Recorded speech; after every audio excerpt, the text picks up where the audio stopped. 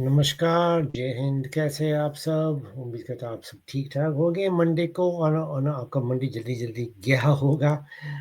और इफ आप रात होगी हो पूरी आपको भी अच्छी तरह नींद आए। मंडे का हमेशा मुश्किल ही दिन होता है, सबको मालूम है। जो काम को जाते हैं, दफ्तर दफ्तर पे जाते हैं, मंडे का सबसे मुश्किल दिन होता है। जब मंडे गुड़ जाता है, खत्म हो जाता है, फिर तो एक चैन की नींद आ जाती है। चलो शुक्र है मंडे खत्म हुआ। अरे मंडे को खत्म हुआ, फिर वो होता है चलो अब वीक जल्दी से जाएगी। अब मंडे का हमेशा वो दिन होता है तो बड़ी टाइम वो लगता है मंडे को दफ्तर से खत्म होने के लिए। चाहे आप कुछ भी करते हो, मंडे हमेशा मुश्किल ही होता है, चाहे किसी के लिए भी हो।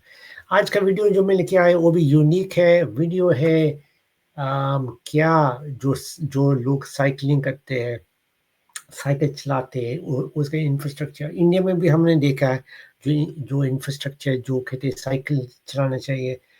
फिर दूसरे जो कहते हैं ट्रेन को यूज़ करना चाहिए, पब्लिक ट्रांसपोर्ट यूज़ करनी चाहिए। और भी करनी चाहिए। यूके में भी हम देखते हैं साइकिलिंग काफ़ी लेन बना रहे हैं सब जगह। लेकिन कितने लोग हैं जो साइकिल यूज़ करते हैं, या पैसा वैसे भी जा रहा है?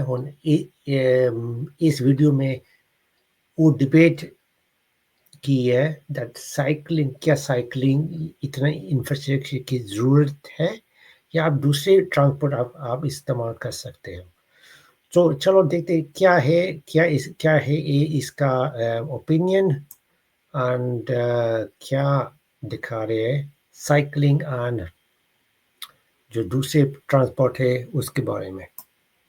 Newfangled bike stuff. It's worth remembering in many cities, separated bike lanes are a relatively new idea. Just over a decade ago, Toronto was considering building some. We've already talked about how bikes complement transit. Here are all the areas within a 15-minute walk of this L station in Chicago, and here's a 15-minute bike ride. But in this video, we want to cover why bike infrastructure adds value to cities separate from trains and buses, and why it's not helpful to think of cycling and public transit as being in competition with each other.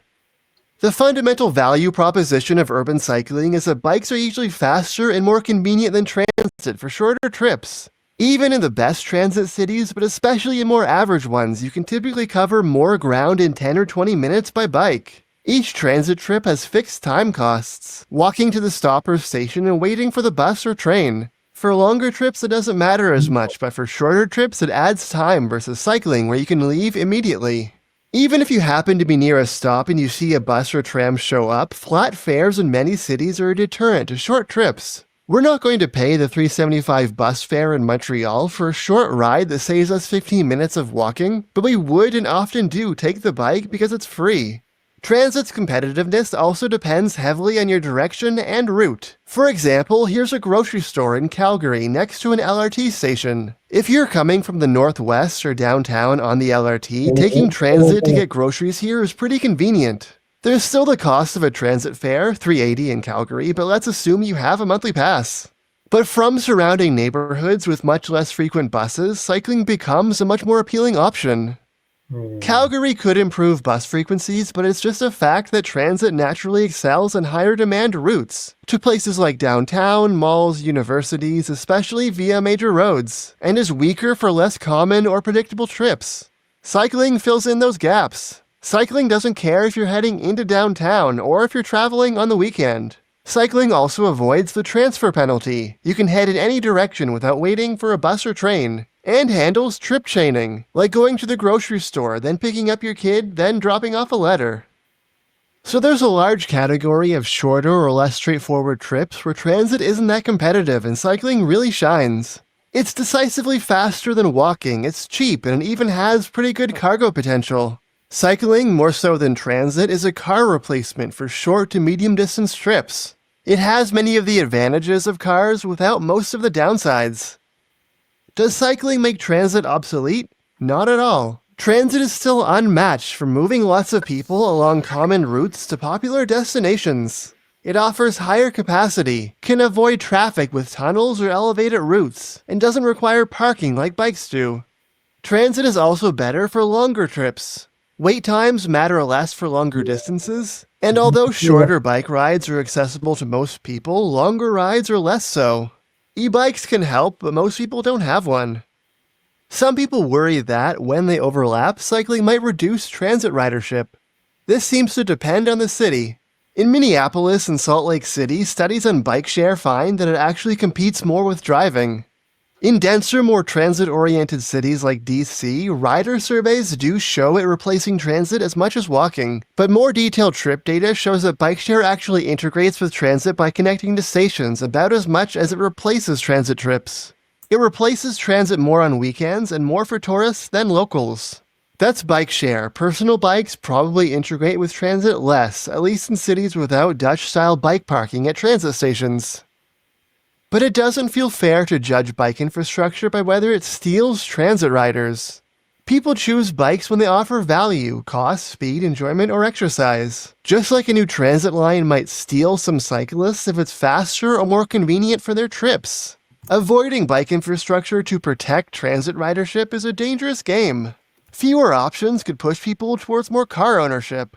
It also leaves open the door for alternatives like Uber. Even back in 2016, taxis and ride-hailing were the third biggest category of trips that bike share replaced in DC. And let's be clear, the main obstacle to better transit is not competition with bikes. To some extent it's funding, but more fundamentally we've increasingly struggled to build new transit on time and affordably. Subways and light rail in the US, UK, and Canada now cost multiple times what they did in the past, and multiple times what they still cost in countries like Italy, France, Sweden, and Korea. Transit researchers have identified reasons for this, like our agencies losing institutional knowledge and relying too much on consultants and public-private partnerships, overbuilding of tunnels and stations, lack of standardization, and political interference in transit planning. The result is that we're building less transit than we could. Here in Montreal, the Blue Line extension is costing 4 times more per kilometer inflation adjusted than the Orange Line extension to Laval just 20 years ago. If we could build as cheaply as we did before, we could have multiple times more metro extensions for the same money. Most people don't understand the scale of the transit cost problem, but they do notice when their city isn't building much or when projects face delays and overruns. Ask anyone in Toronto about the Eglinton Crosstown. The biggest boondoggle in Canadian construction history, right here. They'll call this the boondoggle line. Anyone in San Francisco about the Central Subway. Some bad news for Warriors fans and a number of small businesses tonight. San Francisco's troubled Central Subway is substantially delayed again. Or anyone in Boston about the Green Line extension. Well, like every infrastructure project in Massachusetts, I expect it to take an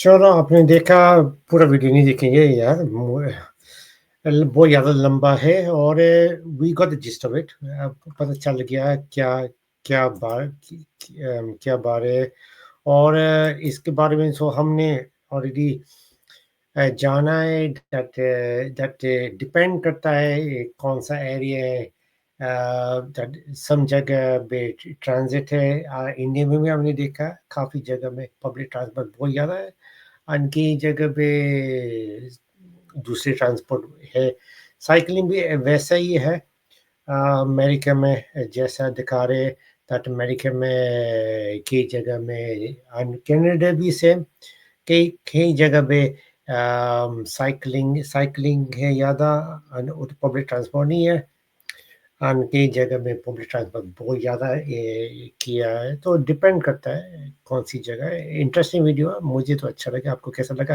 please like and share subscribe to Raj reacts और मिलते हैं कल को interesting trailers को भी लेके आएंगे कल और बॉक्स ऑफिस का रिव्यू भी एनालिसिस करेंगे ट्यूसडे को सुपर ट्यूसडे